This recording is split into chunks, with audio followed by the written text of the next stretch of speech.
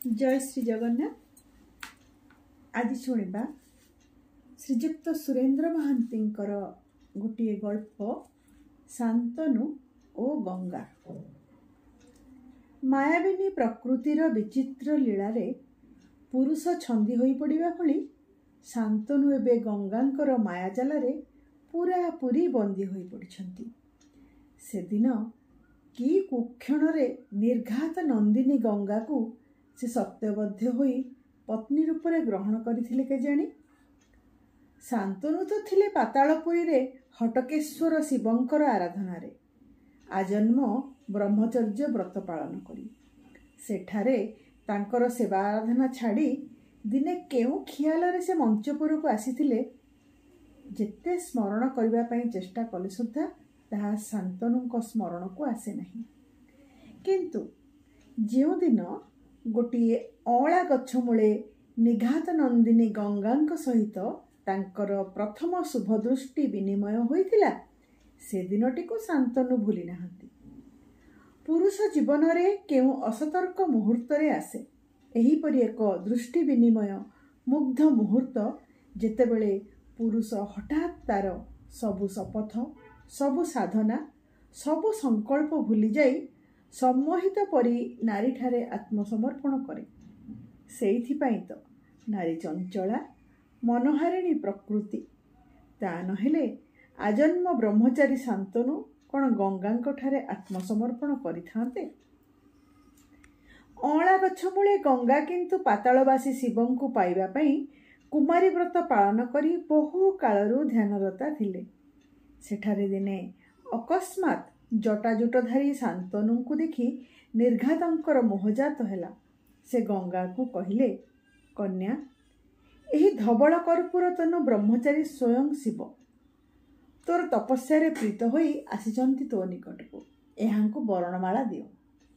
शांतनु स्तब्ध स्तंभीभूत बरवर्णिनी गंगांकर लावण्य मुग्ध अपांगर चाहाणी ब्रीडानत मुखमंडल रे लज्जार पटलिमा शांतनु को से दिन सम्मोहित करि देइथिला।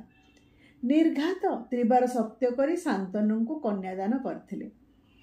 गंगा मध्य सत्यबद्ध होई ब्रह्मचारी शांतनु को शिव भावी पति रूपरे ग्रहण करथिले। किंतु विवाह परे गंगा बुझिले तांकर स्वामी शिव नुहंती से शांतनु। मर्त्य जीवन रे मनुष्य जहा चाहे ताहा सिना से पाए नहीं, किंतु जहा पाए ताकू से चाहे नहीं। मात्र गंगा ए सत्य को सहज भाव ग्रहण करिपारिले नहीं। शांतनु को शिव बोली चिन्हिबारे उभय निर्घात और गंगांकर सेदिन भ्रम होइतिला। किंतु गंगा एबे सत्य भांगिबे किपरि? गंगा चिरचंचला स्रोतवती क्षिप्रा से दिने थिले ब्रह्मांकर कमंडल भितरे सेठार से सुद्धा आबद्ध होई रही पारले नहीं। एबे शांतनुंक सहित दाम्पत्य बंधन रे से आबद्ध होई रही पारिबे बा किपरि? गंगा एपरी बा तुला एपरी जंजाली बोली तो शांतनु केबे अनुमान करि पारि नथिले। केतेबेले स्निग्धा सुशीतला सुहासिनी आउ केतेबेले रुद्रा प्रचंडा भयंकरी, केतेबेले कामातुरा मुग्धा आउ केतेबेले काम विमुखा आवेग स्पंदन हेला शिला मूर्ति अहल्या। एपरी गंगा को नहीं शांतनु किपरि संसार बांधिबे स्थिर करि पारिले नहीं। शांतनु थिले धर्मपरायण आचारनिष्ठ। वर्षरे से एक समय रे 72 व्रत उपवास पालन करथुले। किंतु गंगांकर दाउरे एबे सबु गलाणी। शांतनुंक दंड कमंडलु श्रुव प्रेक्षणी कुशबीड़ा और कषाय प्रभृति पूजा उपकरण गंगा केबेठु चुली रे मुहाई देलेनी। राजा हाथ में कौन ये सब शोभा पाए? गंगा को प्रश्न। शांतनु दिने गंगा को तैयारी कहले, तुमे ए कौन कल गंगा? मोर पूजा उपकरण सब चुली रे मुहाई देल।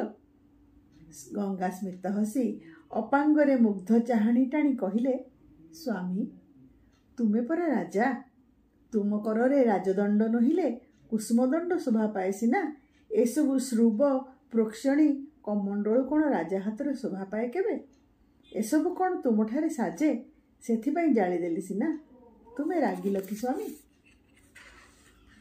ଶାନ୍ତନୁ ଆଉ କିଛି କହିବା ପୂର୍ବରୁ ଗଙ୍ଗା ଶାନ୍ତନୁଙ୍କର ବିଶାଳ ଛାତି ଉପରେ ପିନସ୍ତନ ଚାପି ମୁହଁ ମାଡ଼ିଦେଲେ। ଶାନ୍ତନୁ ନିରୁପାୟ। ଗଙ୍ଗାଙ୍କର ଜଞ୍ଜାଳରେ ଏପରି ଭାବରେ ସବୁ ବ୍ରତ ଉପବାସ ଯାଇ ଏବେ ରହିଛି ମାତ୍ର ଶ୍ରୀ ଏକାଦଶୀ। ଏହି ବ୍ରତଟିକୁ ବୈକୁଣ୍ଠ ପ୍ରାପ୍ତି ଆଶାରେ ଶାନ୍ତନୁ ପାଳନ କରନ୍ତି ଅତି କଷ୍ଟରେ। ସେଦିନ ଶ୍ରୀ ଏକାଦଶୀ। ଶାନ୍ତନୁ ସ୍ନାନ ପରେ ଆସି ବସିଛନ୍ତି ତାଙ୍କ ପୂଜା ଘରେ ନାରାୟଣଙ୍କୁ ଧ୍ୟାନ କରି। ଗଙ୍ଗା ତ କ୍ୱଚିତ୍ ଆସିଥାନ୍ତି ପୂଜା ଘର ଭିତରକୁ। ସେଦିନ କିନ୍ତୁ ମୁନି ମନଲୋଭା ବେଶରେ ନିଜକୁ ସଜାଇ ଗଙ୍ଗା ଧ୍ୟାନରତ ଶାନ୍ତନୁଙ୍କ କୋଳରେ ଆସି ବସି ପଡ଼ିଲେ। ଶୈଳିଣୀ ପରି ଆଦର ମିଶା କଣ୍ଠରେ ଗଙ୍ଗା କହିଲେ, ସ୍ୱାମୀ, ଏ କପୋତ ବାହୁନୀ ନିଛାଟିଆ ଦ୍ୱିପହରଟାରେ ଏପରି ଆଖି ବୁଜି ବସିଛ କାହିଁକି? ତାପରେ ଚପଳ ପରି ଖିଲିଖିଲି ହସି ଶାନ୍ତନୁଙ୍କ ମୁହଁ ଓ ଛାତିରେ ଜିହ୍ୱାଗ୍ର ଚାଳନ କରିବାକୁ ଲାଗିଲେ ଶାନ୍ତନୁଙ୍କୁ କାମୋନ୍ମତ୍ତ କରିବା ପାଇଁ। ଦୁର୍ବଳ ହାତରେ ଶାନ୍ତନୁ ଗଙ୍ଗାଙ୍କୁ ଠେଲି ଦେବାକୁ ଚେଷ୍ଟା କରି କହିଲେ, ଗଙ୍ଗା, ତୁମେ ମୋର ବ୍ରତଭ୍ରଷ୍ଟ କର ନାହିଁ। ଗଙ୍ଗା କିନ୍ତୁ ଶାନ୍ତନୁଙ୍କୁ ଗାଢ଼ ଆଶ୍ଲେଷରେ ଆଲିଙ୍ଗନ କରି କହିଲେ, ସ୍ୱାମୀ, ନାରୀର କାମତୃଷ୍ଣାକୁ ଅତୃପ୍ତ ରଖିବା ଯେ ମହାପାପ। ତୁମର ବୈକୁଣ୍ଠ ପ୍ରାପ୍ତି ହେବ କିପରି? ଏହିପରି ଭାବରେ ଶାନ୍ତନୁ ଓ ଗଙ୍ଗାଙ୍କ ସଂସାର ଗତି କରି ଚାଲିଲା। ଅର୍ଥହୀନ ଉଦ୍ଦେଶ୍ୟହୀନ ଭାବରେ ପର୍ବତର ଶିଳାଦନ୍ତରିତ ଶଯ୍ୟା ଉପରେ ନଦୀସ୍ରୋତ ବହିଯିବା ପରି ଗଙ୍ଗା ଶାନ୍ତନୁଙ୍କୁ ବୁଝିବା ଠିକ୍। କିନ୍ତୁ ଶାନ୍ତନୁ ରହସ୍ୟମୟୀ ଗଙ୍ଗାଙ୍କୁ ଦିନକ ପାଇଁ ସୁଦ୍ଧା ବୁଝିପାରନ୍ତି ନାହିଁ। କିନ୍ତୁ ଯେତେବେଳେ ମନେ ପଡ଼ିଯାଏ ବିବାହ ପରେ ଗଙ୍ଗାଙ୍କର ସେହି ସର୍ତ୍ତ, ଯେଉଁଦିନ ତୁମେ ମୋତେ ଭର୍ତ୍ସନା କରିବ, ଯେଉଁଦିନ ଗାଙ୍ଗୀ ବୋଲି କହିବ, ସେଦିନ ମୋତେ ଆଉ ପାଇବ ନାହିଁ ଶାନ୍ତନୁ। ଗଙ୍ଗା ସେଥିପାଇଁ ଯେତେ ପ୍ରକାର ଉତ୍ତ୍ୟକ୍ତ କରାଇଲେ ସୁଦ୍ଧା ଶାନ୍ତନୁ ତାଙ୍କର ସବୁ ଅତ୍ୟାଚାର ସହ୍ୟ କରିଯାଆନ୍ତି। ଦିନକ ପାଇଁ ସୁଦ୍ଧା ତାଙ୍କୁ ଭର୍ତ୍ସନା କରିପାରନ୍ତି ନାହିଁ। ସେ ଏବେ ମାୟାବିନୀ ଗଙ୍ଗାଙ୍କର ଚରିତ୍ର ଖିଆଲରେ ନିଜକୁ ପୂରାପୂରି ସମର୍ପଣ କରିଦେଇଛନ୍ତି। ସେ ନିର୍ଲିପ୍ତ ଓ ନିର୍ବିକାର। କିନ୍ତୁ ଗଙ୍ଗାଙ୍କର ଜଞ୍ଜାଳ ଦିନକୁ ଦିନ ଶାନ୍ତନୁଙ୍କ ପକ୍ଷରେ ଦୁର୍ବିସହ ହୋଇ ଉଠିଲା। ଦିନେ ଦିନେ ଗଙ୍ଗା ଶାନ୍ତନୁଙ୍କୁ ଅନ୍ନ ଜଳ ସୁଦ୍ଧା ଦିଅନ୍ତି ନାହିଁ। ଶାନ୍ତନୁ କ୍ଷୁଧାତୃଷାର ତାଡ଼ନା ସହି ପଡ଼ି ରହନ୍ତି। ଦିନେ ଶାନ୍ତନୁ ଦେଖିଲେ ଗଙ୍ଗା ଶୟନ ମନ୍ଦିର କାନ୍ଥମାନଙ୍କରେ ରତିବନ୍ଧର ଚିତ୍ରମାନ ଆଙ୍କିଛନ୍ତି ଉଗ୍ର କାମୋଦ୍ଦୀପକ ଭାବରେ।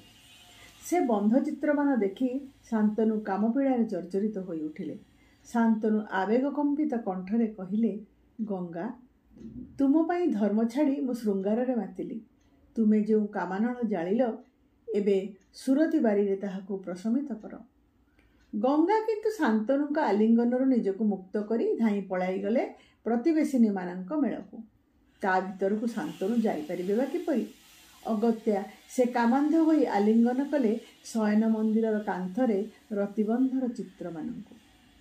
ମରଣଶୀଳ ଦେହରେ ପୁଣି ଏତେ ଉତ୍ତାପ, ଏତେ ମୃଦୁଳତା, ଏତେ ଉତ୍ତାପ! ଶାନ୍ତନୁଙ୍କର ଯେଉଁ ରେତପାତ ହେଲା, ସେଥିରୁ ଜନ୍ମ ନେଲେ ଅଜନୀ ସମ୍ବୁଧା ଚିତ୍ରବୀର୍ଯ୍ୟ ଓ ବିଚିତ୍ର ବୀର୍ଯ୍ୟ। କିନ୍ତୁ ଶାନ୍ତନୁଙ୍କ ଶୃଙ୍ଗାର ତୃଷ୍ଣା ପ୍ରଶମିତ ହେଲା ନାହିଁ, କ୍ରମ ବଢ଼ି ବଢ଼ି ଚାଲିଲା। ଗଙ୍ଗା କିନ୍ତୁ ଏଣିକି ଶାନ୍ତନୁଙ୍କର କାମବେଗର କୌଣସି ଉତ୍ତର ଦିଅନ୍ତି ନାହିଁ। ଶଯ୍ୟାରେ ଶାନ୍ତନୁଙ୍କ ବ୍ୟଗ୍ରବାହୁ ବନ୍ଧନରୁ ନିଜକୁ ମୁକ୍ତ କରି ମୁହଁ ବୁଲାଇ ଶୁଅନ୍ତି ଗଙ୍ଗା ଯେପରି ପାଷାଣୀ ଅହଲ୍ୟା। ଶାନ୍ତନୁଙ୍କର ଆଶଙ୍କା ହେଉଥିଲା ଗଙ୍ଗାଙ୍କର ନିଷ୍ଠୁର ଖିଆଲରେ ପୁରାଣ ପ୍ରସିଦ୍ଧ ସୋମବଂଶ ନିର୍ବଂଶ ହୋଇଯିବ ପରା। ଗଙ୍ଗା କିନ୍ତୁ ଦିନେ ନିଜର ଖିଆଲରେ ଗର୍ଭବତୀ ହେଲେ। ଗଙ୍ଗା ଗର୍ଭବତୀ ହୋଇଥିବା ଜାଣି ଶାନ୍ତନୁ ପୁଲକିତ ଚିତ୍ତରେ ପୁତ୍ର ଜନ୍ମର ମଙ୍ଗଳ ମୁହୂର୍ତ୍ତକୁ ଅପେକ୍ଷା କରି ରହିଲେ। ଦିନେ ଯଥା ସମୟରେ ଗଙ୍ଗା 16 କଳା ସମନ୍ୱିତ ଗୋଟିଏ ସୁଠାମ ପୁତ୍ର ଶିଶୁ ଭୂମିଷ୍ଠ କରାଇଲେ। ପୁତ୍ର ଜନ୍ମର ସମ୍ବାଦ ପାଇ ଶାନ୍ତନୁ ନବଜାତ ଶିଶୁର ମୁହଁ ଦେଖିବା ପାଇଁ ଏନ୍ତୁଡ଼ିଶାଳ ଭିତରକୁ ପଶିଲେ। ଶାନ୍ତନୁଙ୍କୁ ପିତୃପ୍ରାଣରେ ଆନନ୍ଦର ଜୁଆର। କିନ୍ତୁ ଅନ୍ତୁଡ଼ିଶାଳ ଭିତରକୁ ପଶି ଶାନ୍ତନୁ ଚମକି ଉଠିଲେ। ଇଏ କି ଅବିଶ୍ୱାସ ଦୃଶ୍ୟ! ସ୍ୱଚକ୍ଷୁରେ ଦେଖିନଥିଲେ ସେ ତ ଏପରି କଥାକୁ ଅନ୍ୟଠାରୁ ଶୁଣି କଦାପି ବିଶ୍ୱାସ କରିନଥାନ୍ତେ। ଗଙ୍ଗା ଗୋଟିଏ ତୀକ୍ଷ୍ଣ ଅସ୍ତ୍ରରେ ସେହି ନବଜାତ ଶିଶୁଟିକୁ ହତ୍ୟା କରି ସାରିଥିଲେ। ଗଙ୍ଗାଙ୍କର 2 ହାତ ଓ ଅସ୍ତ୍ରରେ ଶିଶୁର ତାଜା ରକ୍ତ। ଶୋକ ଓ କ୍ରୋଧରେ ଶାନ୍ତନୁ ଆତ୍ମହରା ହୋଇ ଉଠିଲେ। ଏପରି ନିଷ୍ଠୁର ଉନ୍ମାଦିନୀ ଗଙ୍ଗାକୁ ନେଇ ସେ କ'ଣ କରିବେ ବୁଝିପାରିଲେ ନାହିଁ। କିନ୍ତୁ ଗାଙ୍ଗୀ କହିଲେ ତ ସେ ଛାଡ଼ିଯିବେ। ଶାନ୍ତନୁ ତାଙ୍କର ଅବନ୍ଧନ ଜୀବନରେ ଯେଉଁ ବନ୍ଧନଟି ସୃଷ୍ଟି କରିଛନ୍ତି ସେ ତ ଛିଣ୍ଡି ପଡ଼ିବ, ଯେଉଁ ନୀଡ଼ଟି ବାନ୍ଧିଛନ୍ତି ସେ ତ ଭାଙ୍ଗି ପଡ଼ିବ। ତାପରେ ନିଜକୁ ସମ୍ଭାଳି ନେଇ ସ୍ଥିତଧୀ ଶାନ୍ତନୁ ଭାବିଲେ, ଗଙ୍ଗା ଯେଉଁ ସନ୍ତାନକୁ 9 ମାସ 9 ଦିନ ଗର୍ଭରେ ଧାରଣ କରିଥିଲା ତାକୁ ଯଦି ଏବେ ସେ ନୃଶଂସ ଭାବରେ ନିଜ ହାତରେ ହତ୍ୟା କଲା ତାହେଲେ ତାଙ୍କର ବା କ'ଣ କହିବାର ଅଛି। ଶାନ୍ତନୁ ନୀରବରେ ଗୋଟିଏ ଦୀର୍ଘଶ୍ୱାସ ପକାଇ ଅନ୍ତୁଡ଼ିଶାଳରୁ ବାହାରି ଆସିଲେ। ଗଙ୍ଗାଙ୍କର ଗର୍ଭରୁ ସେହିପରି ଆହୁରି ଅନେକ ପୁତ୍ର ଜନ୍ମ ହେଲେ ପରେ ପରେ। ଶାନ୍ତନୁ ସବୁଥର ଭାବନ୍ତି ସୋମବଂଶର ଏହି କୁଳାଙ୍କୁରଟି କେଜାଣି ବର୍ତ୍ତି ରହିବ ପରା, କିନ୍ତୁ କୌଣସି ଗୋଟିଏ ହେଲେ ସନ୍ତାନ ଗଙ୍ଗାଙ୍କର ହାତରୁ ବର୍ତ୍ତି ପାରିଲେ ନାହିଁ। ଗଙ୍ଗା ଗର୍ଭଯନ୍ତ୍ରଣା ସହି ଯେଉଁ ପୁତ୍ରମାନଙ୍କୁ ଜନ୍ମ ଦେଲେ ସେମାନଙ୍କୁ ପୁଣି ନିଜ ହାତରେ ବାରମ୍ବାର ହତ୍ୟା କଲେ। ଏହିପରି ଭାବରେ ସୋମବଂଶ ନିର୍ବଂଶ ହୋଇଯିବାର ଆଶଙ୍କାରେ ଶାନ୍ତନୁ ଦିନକୁ ଦିନ ଆତଙ୍କିତ ହୋଇଉଠିଲେ। କିଛିଦିନ ପରେ ପୁଣି ଥରେ ଗର୍ଭବତୀ ହେଲେ ଗଙ୍ଗା। ତାଙ୍କଠାରେ ଗର୍ଭଲକ୍ଷଣ ଦେଖିବା ଦିନ ଶାନ୍ତନୁ ଆଶା ଆଶଙ୍କାରେ ଦ୍ୱନ୍ଦ୍ୱ ମଧ୍ୟରେ କ୍ରମେ ଆନ୍ଦୋଳିତ ହୋଇଉଠିଲେ। ସେ ପୁଣି ଗଣନା କରି ଦେଖିଛନ୍ତି 32 କଳାଯୁକ୍ତ ଏହି ପୁତ୍ର ହେବ ମହାଧନୁର୍ଦ୍ଧର ପ୍ରାଜ୍ଞ। ସୋମବଂଶର ମୁଖ ସେ ଉଜ୍ଜ୍ୱଳ କରି ତାର କୀର୍ତ୍ତି ଓ ସାଧନାରେ। ନିଷ୍ଠୁରା ଗଙ୍ଗାଙ୍କ ଦାଢ଼ରୁ ଏହି ପୁତ୍ର ସନ୍ତାନଟି କିପରି ବଞ୍ଚି ରହିବ ତାହା ହିଁ ଏବେ ତାଙ୍କର ଚିନ୍ତାର ବିଷୟ ହୋଇ ଉଠିଲା। ସେଦିନ କୃଷ୍ଣପକ୍ଷ ପ୍ରତିପଦା ତିଥି। ଅମୃତ ଯୋଗରେ ଗଙ୍ଗାଙ୍କ ଗର୍ଭରୁ ପୁତ୍ର ସନ୍ତାନଟି ଜାତ ହେଲା। ଶାନ୍ତନୁ ପୁତ୍ର ଜନ୍ମର ସମ୍ବାଦନ ପାଇ ଗଣନା କରି ଦେଖିଲେ ନବଜାତ ପୁତ୍ରର ରୋହିଣୀ ବୃଷ ରାଶିରେ ଜନ୍ମ ହୋଇଛି। ଇଏ ବଞ୍ଚି ରହିଲେ ମହାପ୍ରାଜ୍ଞ ମହାଧନୁର୍ଦ୍ଧର ହେବ। ତାର କୀର୍ତ୍ତି ଓ ସାଧନାରେ ସୋମବଂଶର ମୁଖ ଉଜ୍ଜ୍ୱଳ ହେବ। କିନ୍ତୁ ପର ମୁହୂର୍ତ୍ତରେ ନିଷ୍ଠୁରା ଗଙ୍ଗାଙ୍କ କଥା ସ୍ମରଣ କରି ସେ ଆଶଙ୍କିତ ହୋଇ ଉଠିଲେ। ଅନ୍ୟଥର ମାନଙ୍କ ପରି ଏଥର ମଧ୍ୟ ଗଙ୍ଗା ନବଜାତ ପୁତ୍ରକୁ ଯଦି ହତ୍ୟା କରେ। ଏଥର କିନ୍ତୁ ଶାନ୍ତନୁ ନିର୍ବିକାର ଭାବରେ ସନ୍ତାନର ହତ୍ୟା ନିଜ ଆଖି ଆଗରେ ଦେଖିପାରିବେ ନାହିଁ। ସେ ତାର ପ୍ରତିରୋଧ କରିବା ପାଇଁ ନିଜ ମନକୁ ଦୃଢ଼ କରିନେଲେ। ଅନ୍ତୁଡ଼ିଶାଳରୁ ଗଙ୍ଗା ଡାକୁଥିଲେ, ସ୍ୱାମୀ, ତୁମର ପୁତ୍ର ମୁଖ ଦେଖିବ ନାହିଁ? ଶଶିକଳା ପରି ମୁହଁ। ଗଙ୍ଗାଙ୍କର କଣ୍ଠସ୍ୱରରୁ ମନେ ହେଉଥିଲା ଏହି ନବଜାତ ପୁତ୍ର ସନ୍ତାନ ପ୍ରତି ଗଙ୍ଗାଙ୍କର ମାତୃପ୍ରାଣରେ ହଠାତ୍ ଯେପରି ବାତ୍ସଲ୍ୟର ଉଦ୍ରେକ ହୋଇଛି। ଏଥର କେଜାଣି ଏହି ଶିଶୁ ଗଙ୍ଗାଙ୍କ ଦାଢ଼ରୁ ବର୍ତ୍ତିଯିବ। କିନ୍ତୁ ଅନ୍ତୁଡ଼ିଶାଳ ଭିତରକୁ ଶାନ୍ତନୁ ଯିବା ପାଇଁ ଭରସି ପାରୁନଥିଲେ। ଅବଶେଷରେ ବହୁ ଇତସ୍ତତା ପରେ ଶାନ୍ତନୁ ହାତରେ ଘୃତଦୀପ ଓ ଅର୍ଘ୍ୟଥାଳିରେ ଗୁଆ, ଶ୍ରୀଫଳ, ଅକ୍ଷତ ଦୁର୍ବା ଧରି ଅନ୍ତୁଡ଼ିଶାଳ ଭିତରକୁ ଆସିଲେ। ଗଙ୍ଗାଙ୍କ କୋଳରେ ଶୋଇଛି ନବଜାତ ଶିଶୁ। ଶାନ୍ତନୁ ଚାହିଁ ଦେଖିଲେ ନବଜାତ ଶିଶୁ 32 ଗୁଣ ଓ କଳା ସମନ୍ୱିତ। ହଁ, ଇଏ ମହାପ୍ରାଜ୍ଞ ମହାଧନୁର୍ଦ୍ଧର। ଇଏ ହେବ ସୋମବଂଶର କୀର୍ତ୍ତିମାନ କୁଳାଙ୍କୁର। ଇଏ ହେବ ଭୀଷ୍ମ। ଶାନ୍ତନୁ ବନ୍ଦାପନା କରିବାକୁ ଯାଉଛନ୍ତି।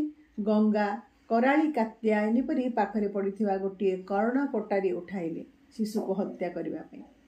ଶାନ୍ତନୁ ନିମିଷକ ମାତ୍ରେ ନବଜାତ ଶିଶୁକୁ ଗଙ୍ଗାଙ୍କ କୋଳରୁ ଉଠାଇ ଧରି ଚିତ୍କାର କରି କହିଲେ, ଗାଙ୍ଗୀ, ତୁ ରାକ୍ଷସ ପରି ଗୋଟିଏ ପରେ ଗୋଟିଏ ମୋର ପୁତ୍ରମାନଙ୍କୁ ହତ୍ୟା କଲୁ। ଏବେ ତୁ ସୋମବଂଶର ଶେଷ କୁଳାଙ୍କୁରକୁ ହତ୍ୟା କରିବାକୁ ଯାଉଛୁ ପିଶାଚୀ ପରି। ନିଜେ ଜନ୍ମ ଦେଇ ତୁ ରାକ୍ଷସୀ ହୋଇ କିପରି ନିଜ ସନ୍ତାନକୁ ହତ୍ୟା କରୁଛୁ? ଗଙ୍ଗାଠାରେ କିନ୍ତୁ କ୍ରୋଧର ଲକ୍ଷଣ ନାହିଁ। ଅନ୍ୟ ଦିନମାନଙ୍କ ପରି ସେ ବିସ୍ଫୋରଣ କଲେ ନାହିଁ। ସେ ସ୍ମିତ ହସି କହିଲେ, ତୁମକୁ ଅଶେଷ ଧନ୍ୟବାଦ ଶାନ୍ତନୁ। ତୁମେ ଆଜି ମୋତେ ମୁକ୍ତି ଦେଇଛ। ତୁମେ ଆଜି ମୋତେ ଗାଙ୍ଗୀ କହିଛ, ମୋତେ ଭର୍ଚ୍ଛନା କରିଛ। ମୁଁ ଏଣିକି ମୋ ବାଟରେ ଚାଲିଯିବି। ତୁମେ ମୋତେ ଆଉ ଅଟକାଇ ପାରିବ ନାହିଁ। ଉନ୍ମାଦିନୀ ନିର୍ଝରିଣୀ ଶିଳା ଗହ୍ୱରରେ ଦନ୍ତୁରିତ ପ୍ରାଚୀର ଭାଙ୍ଗି କଳନାଦରେ ବହିଯିବା ପରି ଗଙ୍ଗା ଉନ୍ମାଦିନୀ ପରି ସେଠାରୁ ବାହାରକୁ ଧାଇଁ ଚାଲିଗଲେ। ଯେଉଁ ଗଙ୍ଗା ତାର ନିଷ୍ଠୁର ଖିଆଲରେ ଶାନ୍ତନୁଙ୍କ ଜୀବନକୁ ନିତ୍ୟ ଉତ୍ପୀଡ଼ିତ କରୁଥିଲା, ଯାହାର ସାନ୍ନିଧ୍ୟରୁ ଶାନ୍ତନୁ ବେଳେବେଳେ ମୁକ୍ତି କାମନା କରୁଥିଲେ, ଏବେ ତାର ଅବର୍ତ୍ତମାନରେ ଶାନ୍ତନୁ ନିଜ ସ୍ଥିତି ସୁଦ୍ଧା ଚିନ୍ତା କରିପାରିଲେ ନାହିଁ। କିଂକର୍ତ୍ତବ୍ୟ ବିମୂଢ଼ ଶାନ୍ତନୁ ନବଜାତ ଶିଶୁଟିକୁ ଛାତି ପରେ ଚାପି ରଖି ବ୍ୟାକୁଳ କଣ୍ଠରେ ଚିତ୍କାର କରି ଧାଇଁଲେ, ଗଙ୍ଗା, ଗଙ୍ଗା। ଶାନ୍ତନୁଙ୍କର ଚିତ୍କାର ପର୍ବତମାଳାର ଶୃଙ୍ଗେ ଶୃଙ୍ଗେ ବାଜି ପ୍ରତିଧ୍ୱନିତ ହୋଇ ଉଠିଲା, ଗଙ୍ଗା, ଗଙ୍ଗା। ଉନ୍ମାଦିନୀ ଗଙ୍ଗା କିନ୍ତୁ ସେତେବେଳକୁ ଅଦୃଶ୍ୟ ହୋଇଯାଇଥିଲେ। ଶାନ୍ତନୁ ଦୂରରୁ କେବଳ ଶୁଣୁଥିଲେ ଉନ୍ମାଦିନୀର ଅଟ୍ଟହାସ୍ୟ ପରି ଗଙ୍ଗାଙ୍କର ଅଟ୍ଟହାସ୍ୟ। ଧନ୍ୟବାଦ।